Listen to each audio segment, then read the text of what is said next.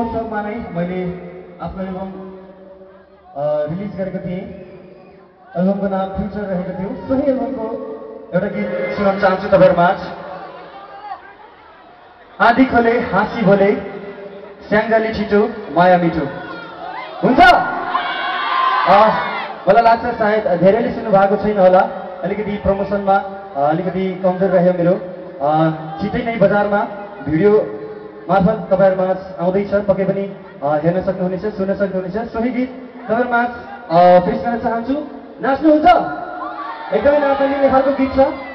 बसन्त सापकोटाको शब्द अनि सङ्गीतमा रहेको अलिकति लोक जातमा छ। सबैजना नाचेर साथ दिनु है त। हुन्छ हुन्छ खै यता हुन्छ हुन्छ कि हुन्न?